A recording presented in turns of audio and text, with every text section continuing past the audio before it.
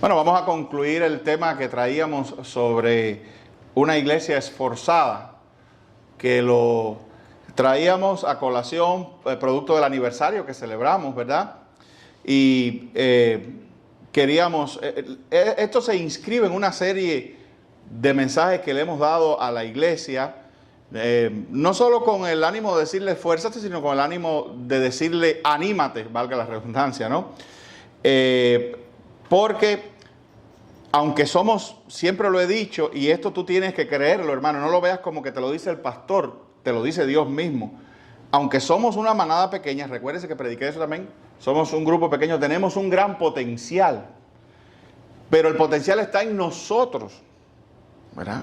Está en nosotros con Dios. Bueno, obviamente el potencial es la presencia y la búsqueda activa nuestra del poder y de una relación profunda con Dios y demás. Pero lo que le quiero decir a todos es que un gran error de una iglesia pequeña es mirar para el lado a ver quién los va a venir a salvar. A ver quién es quien va a venir, quién es el que va a traer la gente, quién es el que va... ¿Cuál es el golpe de suerte que nos va a caer?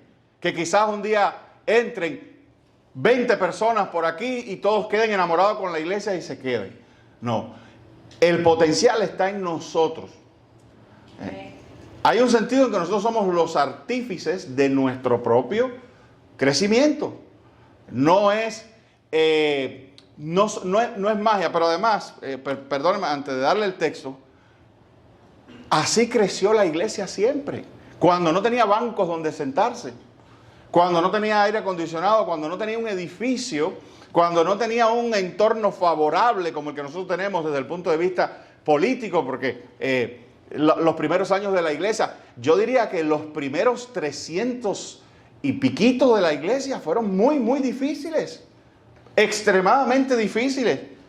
¿Quién pudiera haber imaginado que un grupo de 12 o 120 personas hubieran sobrevivido con esta herencia por 300 años, bajo la opresión de el imperio más poderoso y más capaz y con más recursos financieros, humanos, etcétera, de la historia? Y aún así, la iglesia no solo sobrevivió, la iglesia prevaleció.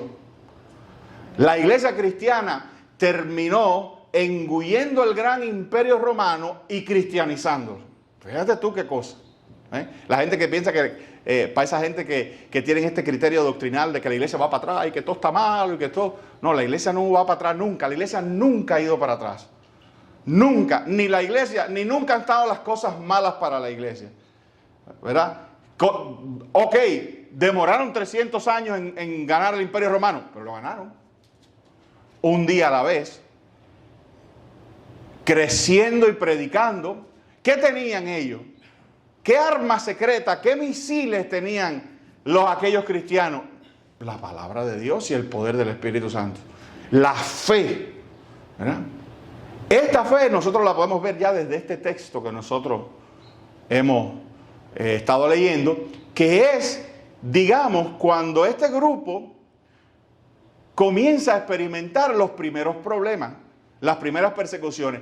¿Tú sabes quiénes son los primeros que comienzan? Cállate para atrás. ¿Tú sabes quiénes son los primeros que empiezan a perseguir a los cristianos? Los judíos. La primera persecución sobre los cristianos vino de parte de sus propios connacionales, de los judíos mismos. De hecho, los romanos al principio protegieron a los cristianos. Ustedes saben que a Pablo en más de una oportunidad lo quisieron matar y le armaron un tumulto. ¿Y quiénes fueron a intervenir a salvarlo? Los romanos. Después eso dio vuelta, ¿no? Pero al principio, los primeros que perseguían a la iglesia era el poder religioso de la época. Los judíos mismos. Y entonces, aquí se había dado un evento ya donde los habían amenazado. Amén. Y les habían dicho que no predicaran. Y los habían... Porque ¿qué es lo que siempre trata? Fíjate que ellos no se meten con la reunión. Ellos no se metieron... cuando los judíos... Cuando el Sanedrín, que es algo así como el cuerpo de dirección de la religión judía, cuando el Sanedrín los llama, no les dice que no se reúnan, no les dice ni siquiera que abandonen ellos esa fe. Lo que le dicen es que no lo prediquen. Es lo que le dicen. ¿Amén? Que se callen. Reúnanse por ahí en un hueco si quieren, pero cállense. No sigan hablando de ese Jesús que ustedes mencionan. Ese siempre ha sido la historia. Cállate. No hables. No predica. Déjaselo al otro. Déjaselo a the next guy. Tú no tienes esa responsabilidad. Tú no tienes ese llamado. Ese siempre ha sido la estrategia. Pero cuando el pueblo cristiano habla, y este es el particular, la problemática que ellos están enfrentando aquí en este texto que te voy a leer, cuando el pueblo de Dios se dispone y quiere de verdad hablar y quiere predicar, el Espíritu Santo se aparece, el Espíritu Santo los bendice. Y el texto que estábamos leyendo era Hechos 4, del 29 al 32, Hechos 4, del 29 al 32. Entonces, esto ocurre inmediatamente después de las amenazas. Y dice el versículo 29, y ahora, esto es una oración, ellos van a orar, y esta es su oración, que puede ser de modelo. Todas estas cosas están en la Biblia para orientarnos. Puede ser un modelo para tu oración también. Dice, y ahora, Señor, mira sus amenazas y concede a tus siervos que con todo denuedo hablen la palabra. Aquellos le dicen, cállense, y ellos dicen, Señor, no, ábrenos la boca. No nos permitas callarnos, Señor. Versículo 30, mientras extiendes tu mano para que se hagan sanidades y señales y prodigios mediante el nombre de tu santo Hijo Jesús. Yo sé que cuando nosotros pensamos en señales, prodigios, inmediatamente nos viene a la mente portentos sobrenaturales, ¿no? Una sanidad, un demonio que es exorcizado de una persona, una administración milagrosa como la de los panes y los peces, una provisión de algo que no se tenía y que no se tenía manera de tener. Todo eso está muy bueno, pero yo quiero decirte una cosa, que una de las señales y una de las maravillas más grandes que acompañan la predicación es la conversión. Porque te voy a decir una cosa, hermano, que una persona caída en el pecado, que por naturaleza, como decían en mi barrio, desde chiquitico, lo que trae en sí es incredulidad y rechazo a Dios, que sea transformada y que se convierta en una persona apasionada por Jesucristo, eso es un milagro. Eso es un milagro. Y esas son las señales, o la señal más importante que acompaña a un cristiano. Cambiar el panorama espiritual de una persona, pasarlo, dice la Escritura, de muerte a vida, de oscuridad a luz, de perdición a salvación. Eso es una señal tremenda. Y que una persona, porque, te repito, la naturaleza del hombre caído es contra Dios.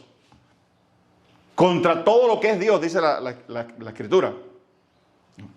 Entonces, una persona puede, y eso no significa para nada, que una persona no pueda tener favorable opinión sobre el cristianismo. ¿Verdad? Tú has oído muchas veces por ahí que la gente dice, ay no, qué bueno, desde que se metió en la religión cambió. Muchas veces la persona que lo está diciendo reconoce que hubo un cambio en aquella persona, pero él en cuestión no va, no se entrega. Entonces la religión es muy bonita para otro, pero no para mí. Entonces tenemos y nosotros hablamos de algo diferente. Tener una buena opinión sobre la religión no es una conversión. ¿Hello? Conversión es una transformación interna, es un renacer. Lo dice la Escritura. ¿Qué renace en uno? Bueno, por ejemplo, renace una inusitada atracción hacia las cosas de Dios. Eso es parte de ese milagro. ¿Cómo es posible que algo que en algún momento tú veías lejano, y yo no nací en un hogar cristiano, ¿verdad? Yo puedo recordar una época en mi vida en que para mí las cosas de la iglesia, de ver, hermano, te lo digo, era algo distante, lejano, incluso como si culturalmente no tuviera nada que ver conmigo, como si fuera otro país, otra lengua, otra gente. Amén. Y un día todo aquello que me parecía lejano y distante vino a serme cercano y querido y amado. Es más, comprendí que yo había nacido para eso. Y que yo tengo una tremenda conexión en mi alma con lo eterno, con Dios mismo. Es como si tuviera, como si en algún momento tuve una línea telefónica que se cortó. Pero cuando viene la palabra de Dios a mí, aquello se conecta otra vez.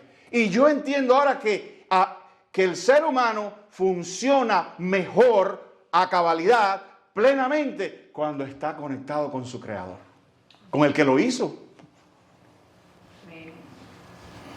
Cuando tú estás conectado con tu Creador, tú funcionas mejor como persona.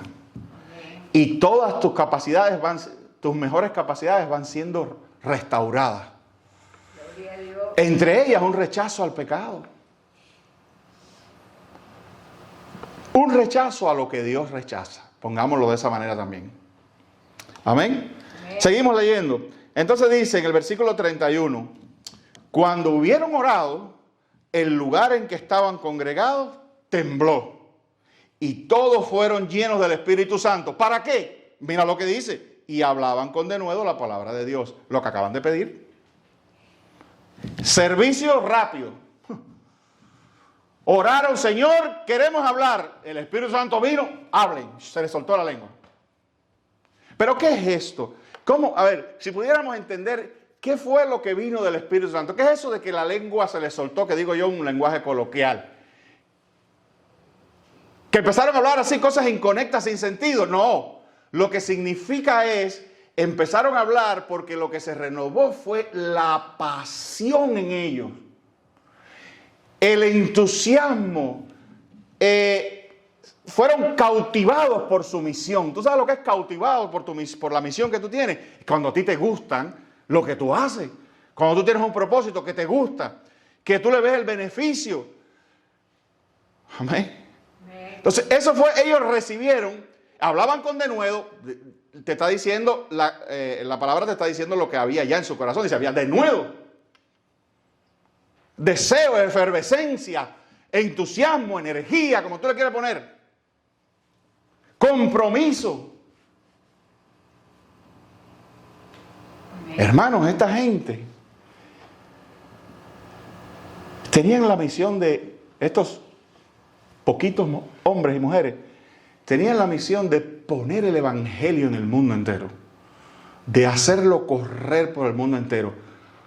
Pero es que ellos no lo veían. A ver, no era solo una cosa no era solamente una cosa geográfica.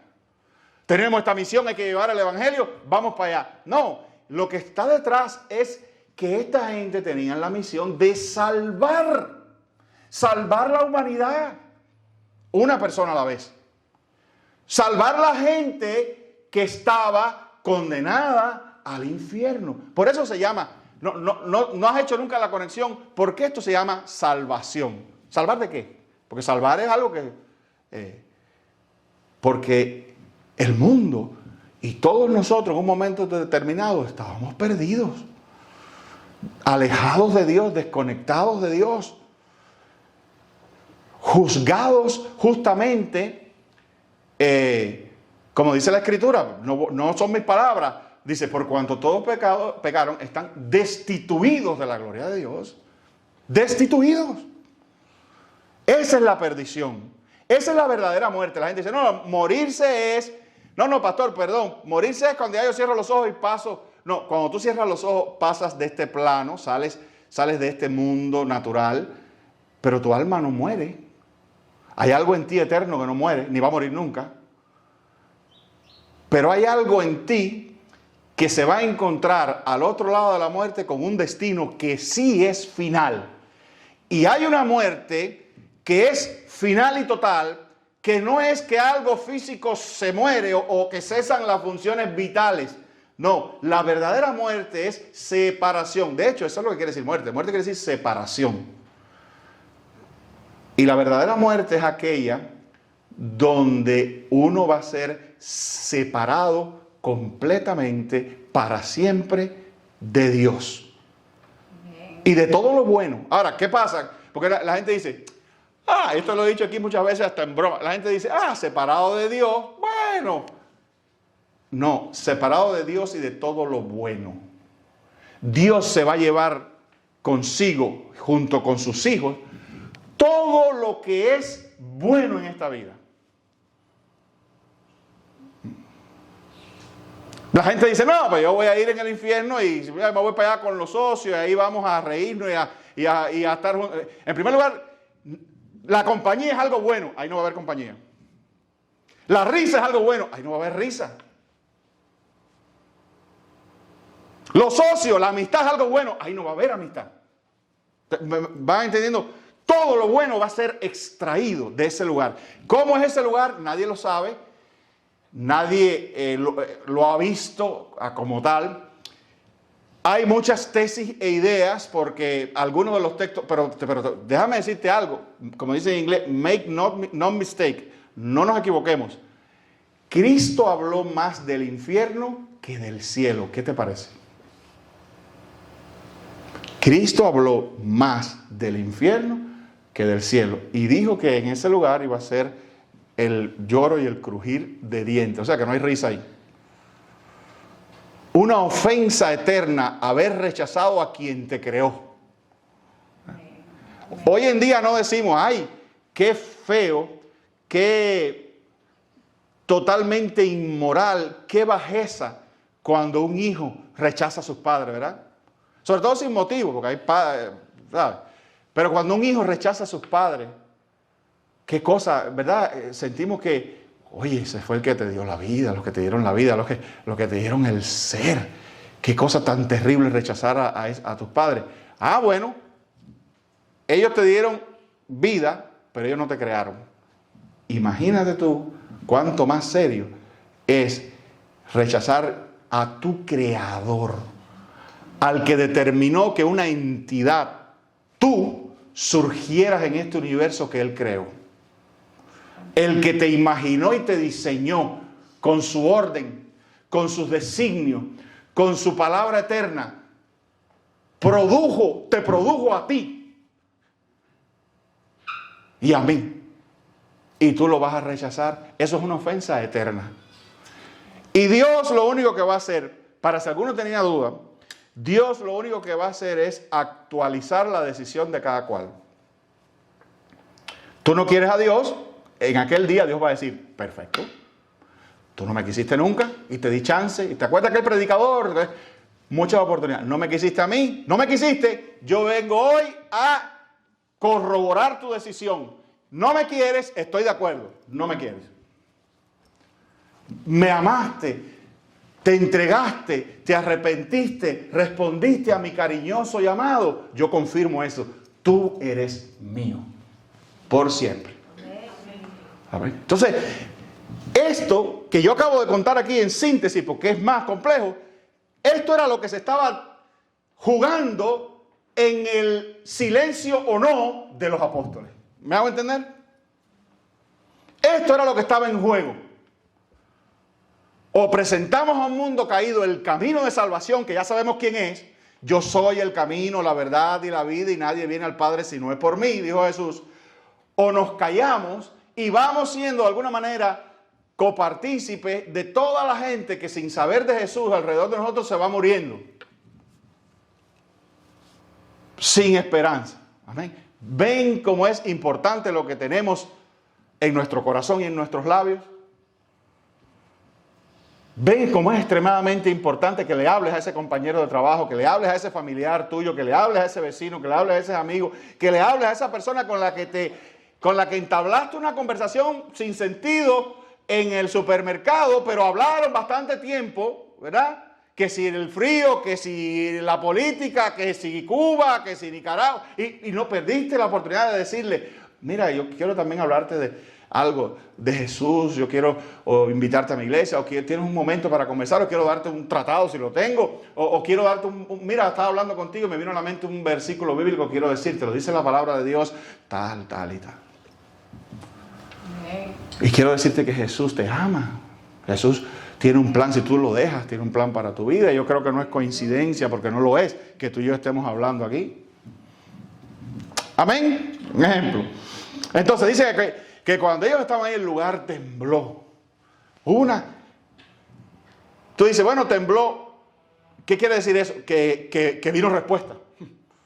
Que el Espíritu Santo se apareció. ¿Cómo fue ese temblor? Es la descripción de Lucas y es todo lo que tenemos. Dice, cuando estaba en el lugar donde estaban tembló. No sé si fue quizás una algarabía, saltaron de gozo por la presencia del Espíritu Santo. Tembló. En el libro de, ahí mismo en Hechos, en el capítulo 2, dice que vinieron lenguas repartidas como de fuego, y hay mucha especulación sobre eso, porque esa es la descripción a la vista de los testigos, y en este caso, que es el caso de Lucas, Lucas no fue testigo presencial, a Lucas se lo contaron, pero él lo investigó, y él era minucioso, y en su investigación salieron estas cosas. Entonces, Lucas refiere que hubo una manifestación allí sobrenatural, sobre todo para corroborar de que estaba sucediendo lo que ellos habían pedido, que el Espíritu Santo había venido sobre ellos otra vez. Ven cómo es una experiencia repetitiva. Ya había pasado en Hechos 2, pasa aquí, va a volver a pasar. Amén. Es como, yo lo he puesto así. Es como si viniera una inyección de poder sobre ellos que los levantó y les dio el denuedo necesario para salir a predicar. Fueron llenos del Espíritu Santo, de la pasión del Espíritu Santo, del poder del Espíritu Santo. Algo externo vino sobre ellos y los levantó a cumplir su misión. Esa experiencia la podemos tener otra vez, la puedes tener tú. Yo he escuchado gente que ha referido experiencias como esas, pero individuales. En el carro, en la casa, orando solos, etc. Pero es una experiencia, fíjate. Es raro decir, no, yo fui lleno del Espíritu Santo y no pasar nada, porque ellos fueron llenos del Espíritu Santo para. Dios les dio esa experiencia para hacer algo. Amén. Amén. Entonces,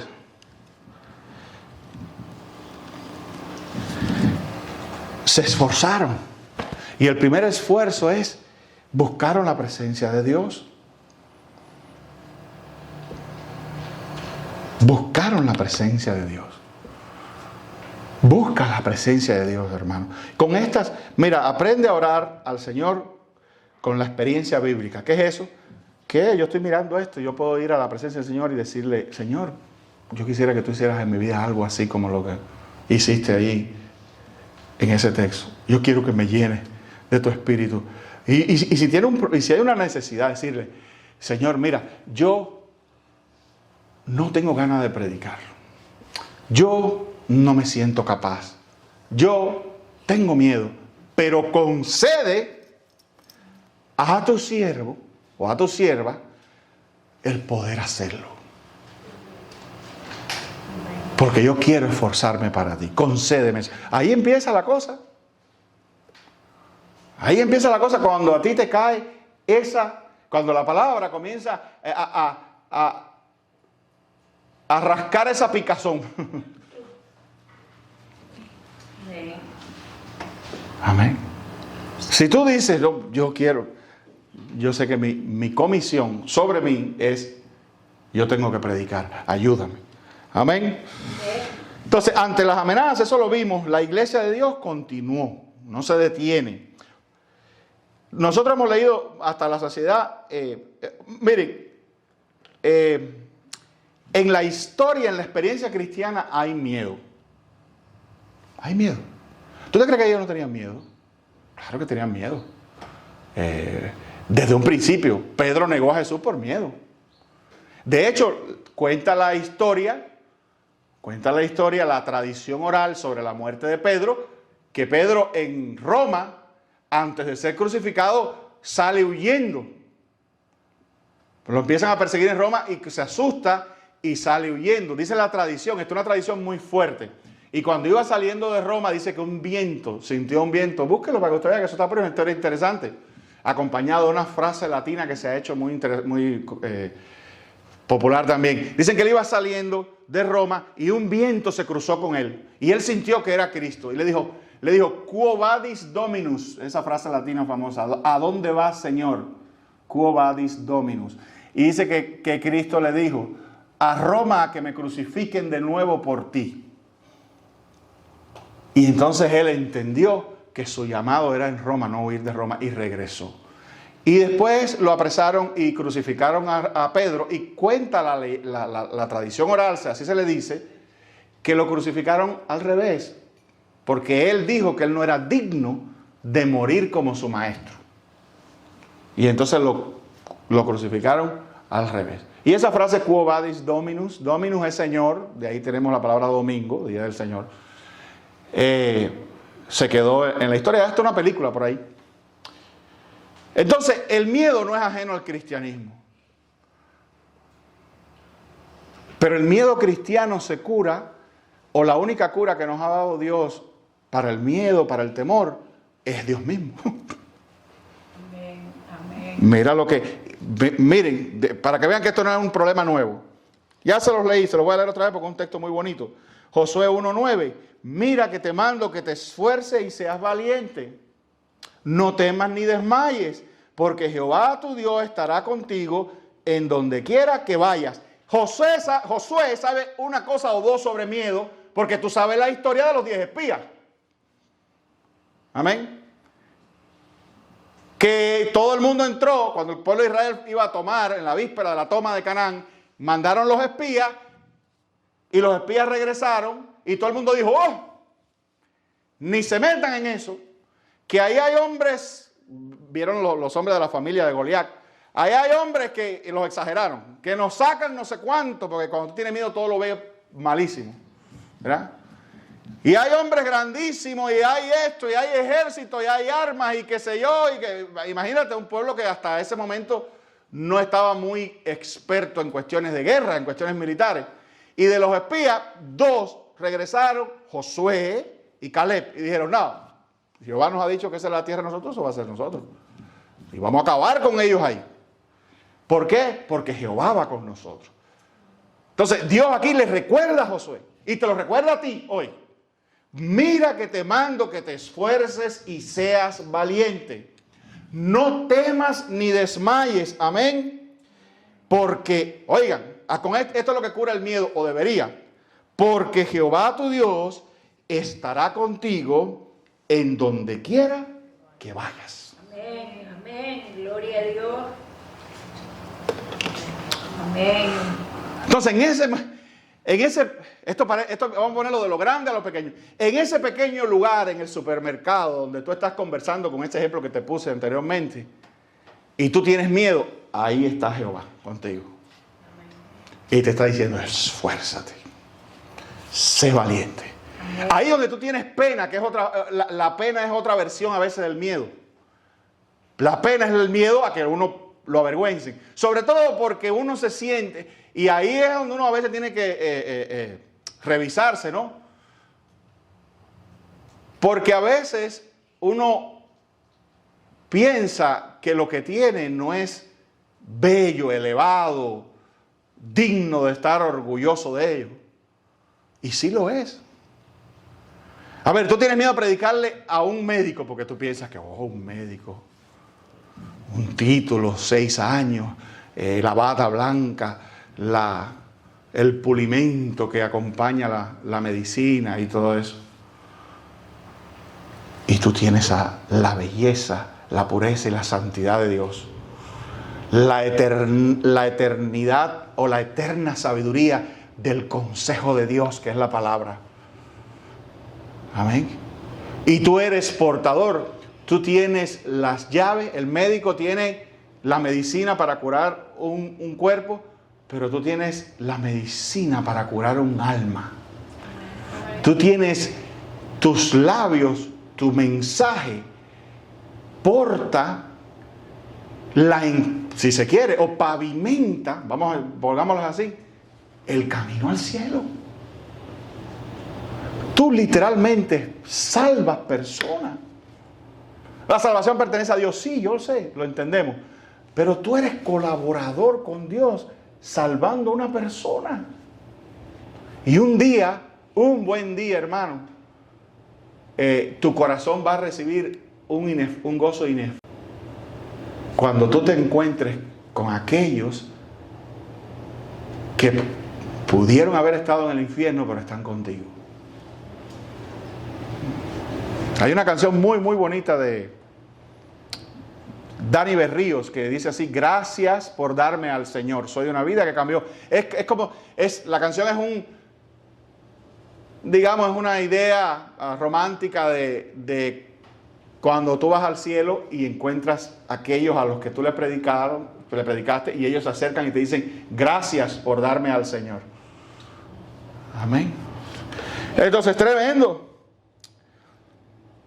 A Timoteo hubo que también animarlo. Ya eso se lo leí, 2 de Timoteo 1, del 6 al 7. Cuidado con los excesos del miedo, es una desconfianza hacia Dios. Dice Job 3:25, porque el temor que me espantaba me ha venido y me ha acontecido lo que yo temía. A veces el miedo hace que uno recoja más miedo. A veces hasta como cura, ¿no? Bueno, dice, no sabemos a qué cosas le temía Job, pero dice que lo que él le temía le vino. Entonces por eso uno puede temer las cosas. A veces yo veo al cristiano y los cristianos con miedos y a la economía y al país y al gobierno y a esto y a lo otro, y miedo y las enfermedades y miedo. Ten cuidado. Hay gente que tiene miedo siempre a la enfermedad. Ay, que si me da esto, no, que si te da un cáncer, que si te da esto. Vaya por la vida tranquilo, no tenga miedo, Dios está con usted y Dios va a estar con nosotros también en el instante, en el segundo de la muerte. Ahí va a estar también. No crean que cuando vayamos a morir, cuando nos llegue la hora, Dios va a hacer así: déjame apartarme y que se muera solo ahí. No. Ahí Él va a estar contigo también y conmigo. Eso uno no puede estar proyectándole miedo a todas las cosas. No va a ser que le pase a uno como Job y lo que uno teme le venga. Como medio de disciplina, como Dios diciéndote: vaya, no tenías miedo, pues cógelo, para que veas que conmigo lo vas a manejar. Porque te voy a decir algo, otra cosa que quería decir ahora. Me vino ese pensamiento a la luz de la oración que pidió nuestra hermana María, porque yo tengo esta idea. Yo he cometido errores en mi vida, obviamente, errores de decisiones. Aún a nuestros días hay cosas que yo me pregunto si fue una buena decisión o no, de vez en cuando. Pero yo siempre he tenido este criterio. Yo estoy seguro que yo he tomado decisiones malas, seguro, que me he metido donde no tenía que haber metido, que me ganó la contentura por algo y no la pensé bien, o me ganó la emoción, o me ganaron las promesas. Pero yo quiero decirte algo: Dios es el Dios de tus errores también.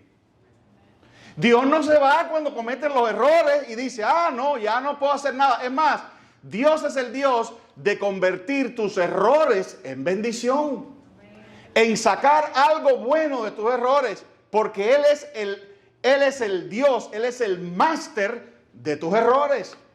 Él controla tu suerte, Él controla tu vida. De hecho, la Biblia lo dice: tú sustentas mi suerte. Entonces Dios está también para arreglarte los entuertos. Y tú cometes un error y Dios te encuentra en el error, lo usa para su gloria y su honra, a pesar de que pueda traer sacrificio, alguna privación, pero saca algo bueno. Quizás, quién sabe, te prepara mejor para la próxima decisión. O ahí en el error comienza Dios a hacer florecer bendiciones.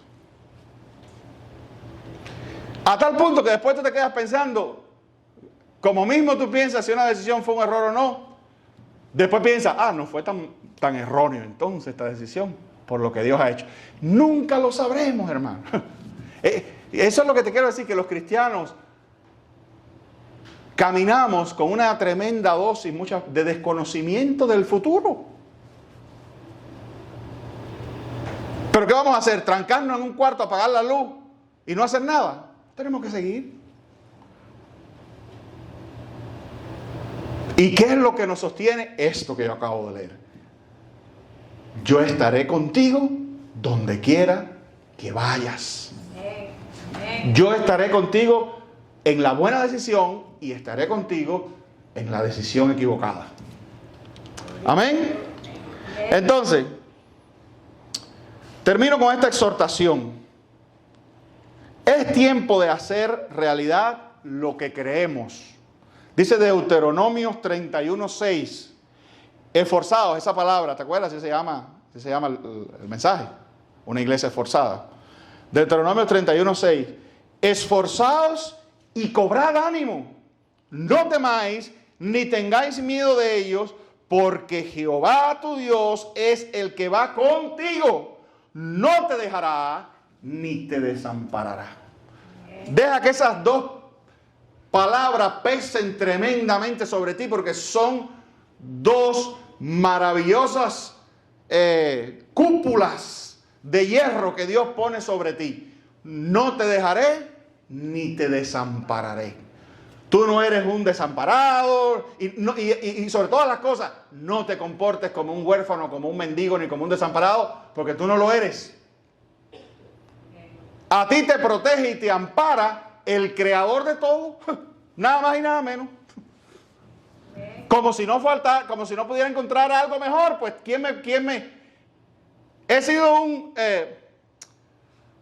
he cometido a veces el error de ponerme al amparo y bajo la protección de gente que después me traicionó y que debió protegerme, debió ampararme y no lo hizo. Pues mira, guess what? Mira quién te conseguiste. Al creador del cielo y de la tierra. Dios es nuestro amparo y nuestra fortaleza, nuestro pronto auxilio en la tribulación. Amén. Gloria Amén. a Dios. Entonces, conduzcámonos, no que vamos a ir, como dice en inglés, con chip on the shoulder, porque estamos llamados.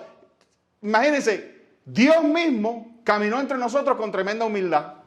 Y se reía y hacía chistes y lo ofendían. Y que Dios mismo. Y lo querían tirar por un barranco. Y al final lo acusaron falsamente y lo crucificaron. Y era Dios. Entonces tú no puedes andar creyéndote cosas por la vida. Pero lo que sí te puedes creer es que Dios es tu amparo y tu fortaleza, porque Él te lo ha dicho.